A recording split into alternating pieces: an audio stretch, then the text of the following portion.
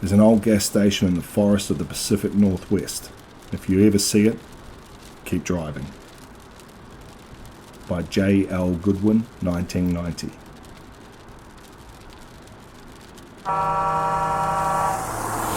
Shit! I wrenched the steering wheel over to the right, causing the tyres to scream in protest. A deep horn blared loudly, almost rupturing my eardrums, and the interior was momentarily illuminated by harsh white headlights. For a split second, my life flashed in front of my eyes, and then I felt the bumpiness of the grassy edge of the road jostle me around. The 18-wheeler which had veered into my lane missed me by less than a foot, blasting by in a blur at what had to be 70 miles an hour or more. After a split second of catching my breath, I jabbed the driver's window switch down and stuck my head out into the pouring rain. "Asshole!" I screamed at the retreating logging truck, though I knew the driver wouldn't be able to hear me. A moment later, an outraged woman's voice tumbled from the speakers of my rented Chrysler 300. "I beg your damn pardon?" Regaining my senses and remembering I'd been in the middle of a phone call, I sat back down in the seat. "Not you, Erin," I said apologetically. If you didn't hear the commotion on my end of the line, I almost got splattered all over the front end of some moron's Peterbilt who wandered over to my side of the road. There was a moment of silence from the speakers, and then my agent let out a small snort. "Wow, isn't that just grand? You've got to love idiots on the roads these days." It took a softer tone. "I'm glad you didn't get into an accident, Al. I don't feel like losing my best client and close friend in one go." I laughed. "Helps me relax to know you care," I admitted. Then, after a moment getting the tension out of my muscles, I pulled the car back on the road and continued on. It was the winter of 2022, and I was on my way to a book signing in Seattle from where I lived in Gold Beach. I was a writer who had just broken the New York Times bestseller list with my debut novel, and as such, I was on the start of my book signing tour, which would take me around the country. Obviously, as many people would quickly realise who I am if I use my real name, I have changed it, along with others. Erin, my literary agent, had suggested I fly to Seattle from the airport in North Bend, but I'm someone who has major anxiety over flying ever since the September 11th attacks in 2001. So, instead, knowing I hadn't purchased a new car to replace my rather shabby and broken down one yet, she'd arranged me a rental, and I began the almost 7.5-hour drive north. I wouldn't have to deal with those dingbats if Interstate 5 hadn't jammed up with that accident, I muttered. "Well, you were the one who wanted to drive, Al." Erin's chiding voice came through the speaker. "Do you have any idea where you are?" I glanced at the GPS map for what seemed to be the 100th time. The screen almost seemed to glitch, jumping as the antenna on top of the car attempted to communicate with an orbiting satellite above. Piece of shit. "No, the stupid navigation system is apparently on the fritz," I snorted. "So much for Enterprise being a good car rental company." I looked back up just in time to see a sign with the gas symbol flash past. Thank you, God, for small favours, I thought. "Hey, there's a gas station coming up soon. I'm a bit low anyways. I'll stop there, get directions, and then I'll call you when I'm on my way, okay?" There was a sigh on the speakers. "Okay, just please try not to be too long. The publishing house won't like it if you show up to your very first book signing late tomorrow," she said. "I'll be as quick as I can," I said reassuringly. Then pressed the red disconnect button on the steering wheel, ending the call. I let out a sigh of relief. Erin was my saving grace, and had been the one to orchestrate my contract, including a very nice advance. But after a while, it became exhausting to deal with her. I stared out the windshield at the 2-lane road in front of me, relishing the silence, save for the rain pelting the car's windshield, the windshield wipers flicking it off, and the tyres on the wet pavement. For a few more minutes, all I saw was nothing but endless trees pushing in close to the road, almost seeming as if they were jostling to see who drove up and down past them. Then, almost as if my thoughts had summoned it, I saw the bright lights appear ahead on the right, like a lighthouse beacon. It was clearly one which had been here a very long time. The overall appearance gave the impression it had been around since at least the 1950s, if not earlier. I grunted with surprise as I saw the lit-up station logo swirling around in a lazy circle on its pole. The faded green outline of a brontosaurus and similarly weathered red letters spelling out Sinclair were ones I thought I'd never see in person, seeing as how the company had gone defunct back in March. I guess nobody told the owner of this one that. I pulled into the station, my tyres driving over a small black wire, which caused the classic bell to ding loudly twice, somewhere out of sight. Pulling up next to the green pump, I shut the engine off and relaxed back into the comfortable leather, listening to the tick of the engine cooling down. As I closed my eyes, I could only hear the loud buzz of the fluorescent lights overhead, and the rain pelting the metal awnings over the pumps. I opened my eyes as I heard the rain peter out and looked around, glancing at the analog clock on the dash, illuminated by the overhead lights. 7:30 p.m. 10 minutes had passed. I sighed. "Come on, man," I muttered, then quickly tapped the horn. The blaring sound of it almost seemed to shatter the stillness, like a baseball through a plate glass window. Still nobody. "Damn it," I whispered, then unbuckled my seatbelt and pulled on the handle, using my foot to kick open the door. A bitingly cold wind smashed into my face as I stepped out onto the cracked concrete, causing me to flip up the collar of my coat in response. I glanced around, only hearing the sounds of the wind whipping through the trees, crickets chirping, and what had to be the hoots of an owl somewhere off in the forest beyond. The garage bays were open, and in the faded yellowed light of what had to be old incandescent bulbs, I could see what looked like a 50s Cadillac and a 70s International Scout up on the lifts, but no mechanic in sight. Leaning back into the car, I leaned on the horn, longer this time. Again, the sound reverberated off the trees and station. For some reason, I shivered at the noise. It almost feels sacrilegious to disturb the silence out here. I shook my head. Where the hell did that thought come from? I shook it away and waited another minute or so. There was still no sign of life. Maybe the station is actually closed, I thought. The thought was worrying. I hadn't seen another sign of civilization, aside from the dumbass logging truck, in 2.5 hours. I didn't know how far it was until the next town or gas station, and as good as the Chrysler had been on gas, I didn't want to try driving further on only a quarter tank. I decided to find out for myself, slamming the driver's door closed with a loud thunk. Stepping around to the front of the car, I walked across the open bays, the sound of my footfalls echoing back at me. I glanced around, noticing the spilled oil on the ground and mismatched tools. Bottles and hoses heaved unceremoniously on the bench in the back, but I still saw no one. Great, I thought, looking up to see the bright moon begin to appear from behind the clouds. I had begun to turn and stride towards what had to be an office or convenience store, when the figure burst out of the door, nearly causing me to jump out of my skin. "Ah!" I involuntarily let out, receiving a good-natured laugh in return. "Sorry, sir, I didn't mean to startle you, let alone make you wait so long." I caught my breath, then let out a strained chuckle and looked up at the man. He appeared to be in his late 40s or early 50s, dressed in a green Sinclair jumpsuit, adorned with the same green dinosaur on the front patch. The patch on the other side proclaimed the man's name to be Harold. The remaining hair on his head was slicked back, and he flashed me a smile with, surprisingly, bright white teeth. I held up my hand, giving a little wobble, and gave a laugh of relief. "Don't worry about it, man.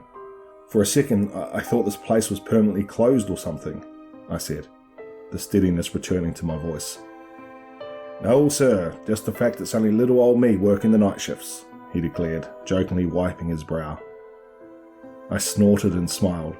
The man clearly had a decent sense of humour. "I'm guessing you need gas?" he asked, changing the subject to business and gesturing to my car. I nodded. Yes, please, if you could fill her up with regular. He nodded, then began towards it as I jogged back around, opening the driver's door and pressing the button to pop the gas cap.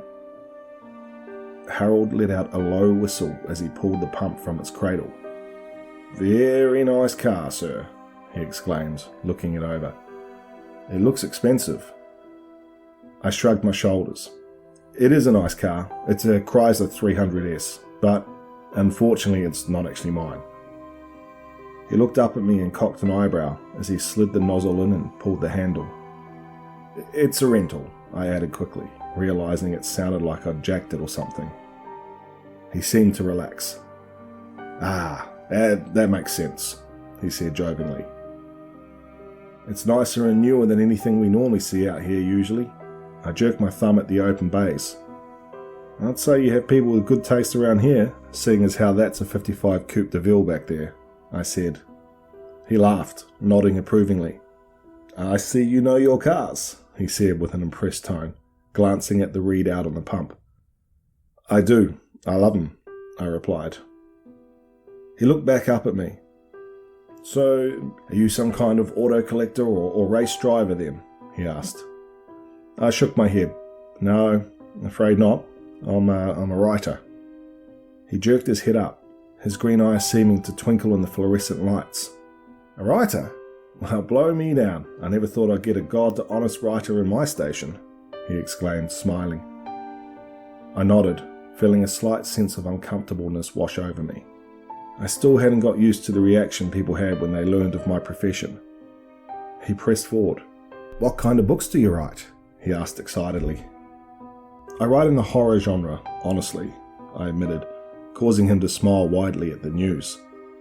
"Horror is my favourite style of books to read," he said. "I love everything from the old classics to Stephen King." He looked at me quizzically. "How many have you written so far?" I held up a single finger. "Just one published. I'm actually on the way to a publicity signing right now." He nodded approvingly, then looked back at the pump before speaking again. "So, have you ever seen anything truly scary?" I raised an eyebrow at this question. That came completely out of left field. "What do you mean by that?" I asked in return. He still watched the pumps, but replied, "So many horror writers I've heard about talk about how they've had their own frightening experience, whether it's a plain old scare or even a supernatural experience. It's what helps them write truly horrifying tales." Now, he looked back at me. His face held a smile which caused me to inwardly shudder a little bit. It almost seemed far too wide for a moment. Then, blinking, I realized it was just a regular grin, if not just a bit of an odd one. The lights must have caused you to see things. He finished. "So, I was just asking if you'd ever had a scary experience which got you into writing horror." For a moment, there was silence between us as I pondered his question, only broken by an owl's screech somewhere in the gathering darkness. Then I shrugged. "Honestly, I hate to disappoint you, but no," I admitted. He gave me a slightly surprised expression. "Really?" I nodded, deciding to be honest with him. "Really. To be completely truthful with you, Harold, as much as I love horror, both writing it and reading and watching it, I've stopped being scared of it a while ago." The surprised expression seemed to grow on his face. "Really?" he repeated. Then he looked down at the pump again. "That's a shame," he said, his voice almost holding a trace of sadness in it. I nodded, having to agree with him. "It is. I used to love getting scared by a good horror film or book, but as I got older, it just seemed to, drift away. Now, I just write what I know others are afraid of, like I did with my first book here. But honestly, when I write, I don't feel that fear in me at all." I hated admitting it. Even when I'd given my first online interview with a magazine about my novel, I'd lied about it, saying that my own work could scare the hell out of me. But in a way, it felt good to finally admit the truth to someone, even just a stranger I'd likely never see again. I looked up to find him giving me a rather intense and, honestly, extremely creepy stare. His green eyes almost seemed to glow in the lights, and his smile had completely disappeared. I took a step back at the abrupt change in his demeanour, but just as quickly, it too was wiped away, replaced by the smile I'd known since he appeared. "Well, I'm sure if you search hard enough, you'll find that feeling again," he said, his voice filled with what sounded like genuine empathy. I nodded, looking out at the woods. "I hope," I truthfully admitted, then heard the sound of the pump finally clicking off. "Ah, all done," Harold said happily, pulling the pump out of the car and replacing it back in its cradle. He looked at the readout. "That'll be $23.17. I started slightly. Under $24 for 3/4 of a tank? I hadn't heard of gas that cheap since I was at least a teenager, but at the same time I wasn't going to look a gift horse in the mouth. I reached into my back pocket, pulling out my wallet and from it my credit card. "Do you happen to accept credit?" I asked, half afraid he'd tell me that he didn't. But he plucked the card, happily, out of my hands. "Of course we do, Mr..." He looked down at the name on my card. "Mr. Damascus. The credit card reader, however, is back inside the main building." He gestured towards the door he had exited from. "Would you mind if I took it back there and ran it?" I shook my head. No, by all means, go right ahead," I said, and he turned away and strode back across towards the building. "I'll be back out with your receipt quicker than you can say Bob's your uncle," he called. I let out another laugh at the phrase I hadn't heard in years when I noticed something. I hadn't seen the man's back since he'd appeared, and this was my first time. The back of his jumpsuit was the same stained green as the front, with a red oil rag peeking out of the back pocket, but my eyes were drawn to one thing, what looked like a large tear in it, just below the large logo patch adorning the back, almost as if he'd been slashed. I could see an equally stained white shirt underneath. Hey!" I called out to him. He stopped and turned back to me, still smiling. "Yes?" he asked. I pointed to my own back. Your jumpsuit has a huge tear in the back of it. Just wanted to tell you, in case you didn't know." For a moment, the same funny look came over his face, and then he waved his hand dismissively. "Oh, I know. I haven't had a chance to mend it yet," he said. Then, holding up a finger, pulled open the door, causing a bell hung from the inside handle to jingle, and stepped inside. I was left alone again, with only the buzzing sound of the lights almost causing my ears to ring in the sudden silence. Not wanting to seem rude by waiting back in the car, I instead walked to the front and leaned against the hood, staring out into the night. My eyes absent-mindedly drifted off into the gloom as I waited for Harold to return. That's when my eyes finally glanced over the large sign directly ahead of me. It was the one which advertised the price for gas by the gallon. And as I pulled in from the other way, not to mention getting too caught up talking, I hadn't even looked at it. You could easily tell it had fallen into a bit of disrepair, as the light inside which allowed you to see the prices at night flickered on and off, precariously seeming as though it would burn out at any second. You could hear it flickering loudly in the silence. That wasn't what drew my eye, though. No, what drew my eye was the prices displayed on that flickering sign. "There's absolutely no frickin' way," I whispered to myself. I scanned down, but kept looking at the top two figures. 88 cents a gallon for regular? I felt a small wave of confusion fall over me. No matter how out in the middle of nowhere this station was, there was no way that it would charge that little for gas. Not to mention, it showed prices for both unleaded and leaded gasoline, something that had been banned since at least the mid-90s. As my mind attempted to process this, something else finally sunk in. The entire forest around the station had fallen silent. And I'm not talking a normal silence either. The crickets, the owl, the rustling of what I thought were deer or elk in the trees had vanished. Even the wind had seemed to have stopped. It was almost an unearthly stillness, as if the entire forest were holding its breath.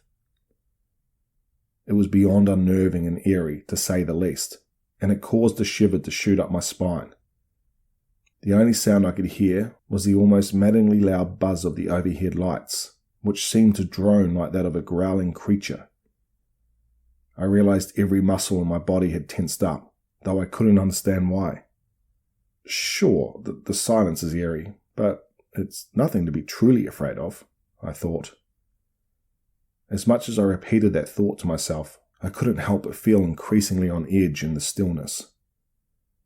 Okay, fuck this, I said finally, the sound of even my own echoing voice sounding just off to me, pushing myself off the hood and beginning for the door Harold had gone through. As I walked, I looked at the watch on my wrist, seeing another 15 minutes had passed since he'd left. Where the hell is he?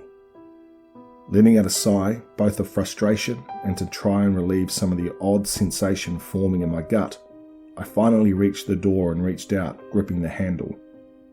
It felt almost shockingly cold in my hands, and I quickly twisted it, opening the door and causing the bell to jingle, sounding too loud in the quiet. I stepped inside and allowed it to swing shut behind me, the bell giving another jingle, this time muted in the building's interior. I looked around.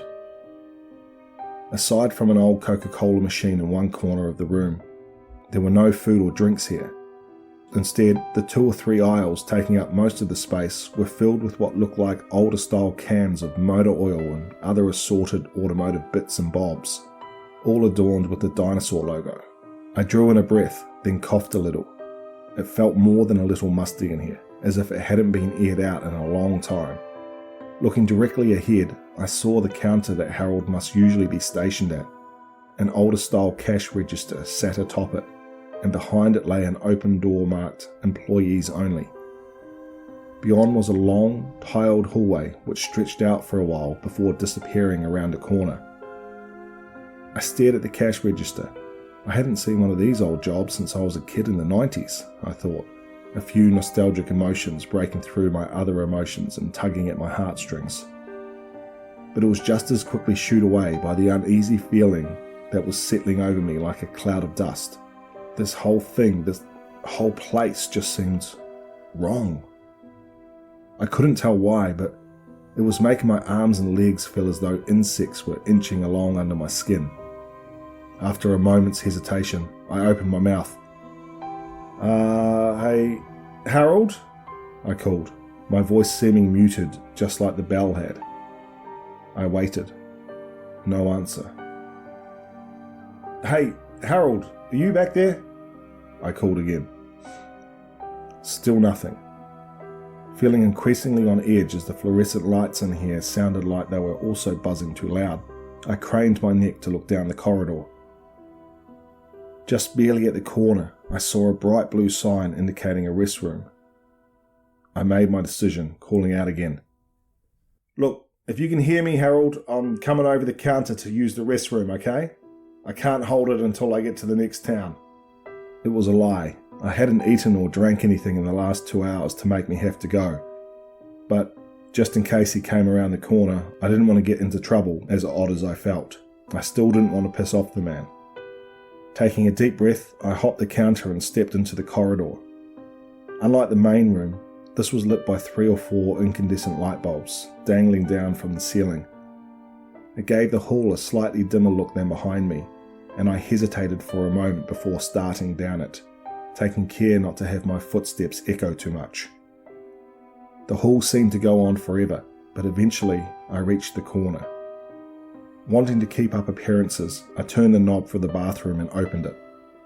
After looking into it for a split second, I shut it quickly, suppressing a cough and a gag. It had looked disgusting, as though it hadn't been cleaned in years, if not decades. Turning back, I noticed a brighter light down the end of the next stretch of hallway. I debated for a moment, then began down it. All I wanted was to be out of here. I passed another open door, Glancing through it, I saw the 2 garage bays and the views outside. The blast of cold, fresh air relieved me somewhat, and I continued on. As I reached the doorway, I looked around, seeing that it was an office. 2 desks stood inside, each with nameplates on the edge of them. I spied Harold's name on the far one. I also saw my credit card sitting in the middle of the table. The bright blue stood out among the dark wood and the white papers. Letting out a relieved sigh, I crossed to it quickly and picked it up. I decided I'd just leave a 20 and a 10 in cash on the desk instead, and get the hell out of there. I didn't know where the man had gone to, and every fibre of my being was telling me to leave. My eyes caught a plaque on the wall behind the desk, the gold glinting in the low light. I stared at it. The photograph was clearly Harold's, looking almost the same as I'd seen him, just a lot cleaner. Below that was a declaration etched into the fake gold. Employee of the month, Harold Jankowski. I couldn't help but smile a little at how hard he must have worked for it.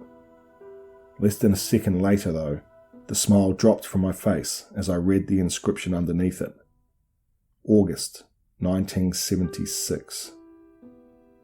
I shook my head, hoping that I was just seeing things in the low light, hoping that it would change to 2006 or hell, even 1996. But no, it remained the same.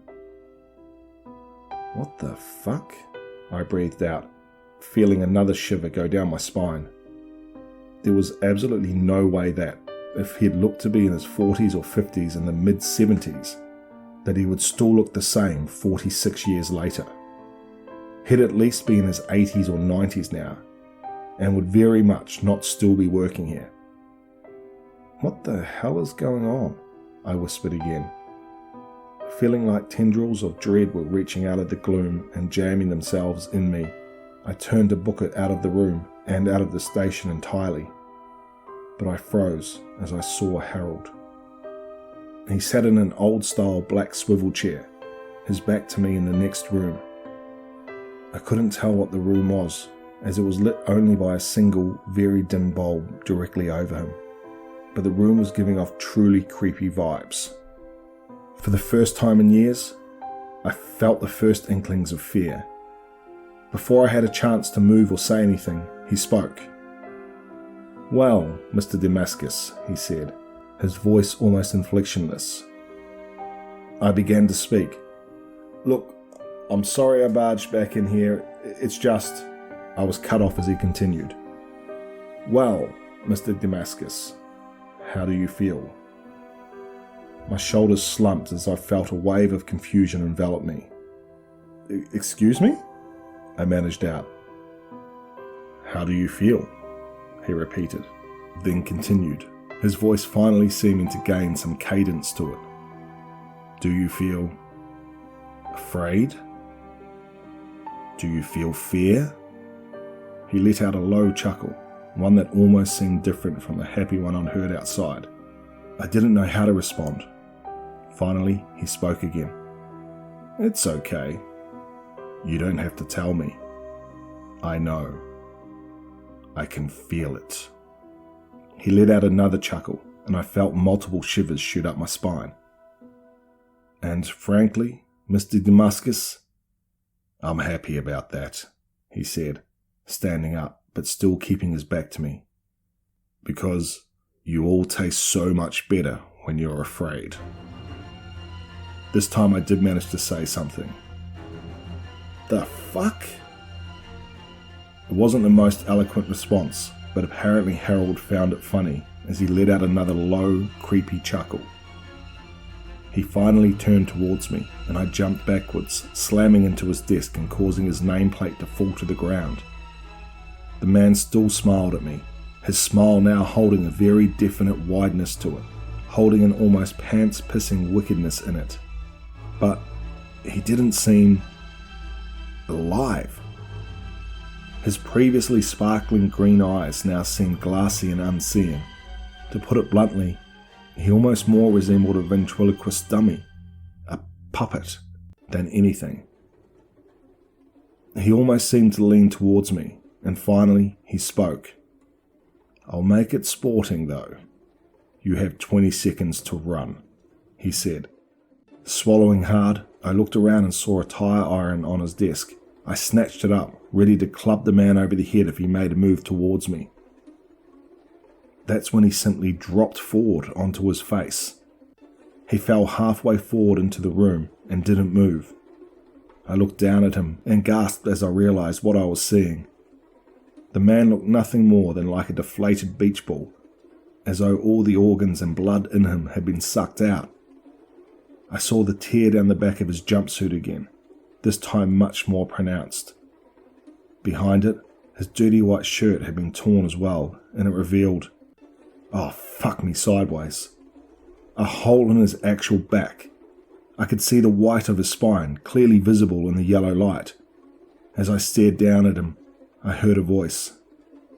This one, though, was not Harold's. It seemed to come from everywhere and nowhere at once, much lower than I'd ever heard a human voice speak.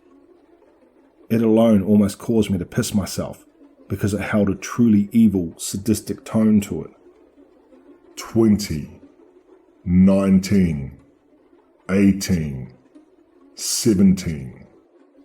I looked up and into the darkened room Harold had fallen out of, and finally, for the first time in years, I screamed. Hovering just in the darkness beyond the edge of the dim light's gaze were two enormous, glowing green eyes. They were larger than humans' eyes ever could be, and in a very inhuman shape, looking like crescent moons. They held the most evil, sadistic glee I had ever seen in my life. At my scream, the voice stopped counting down, and it fucking laughed.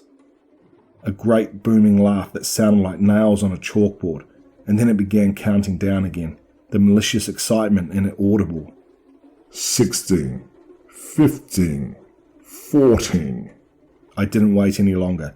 I didn't want to see what those eyes belonged to.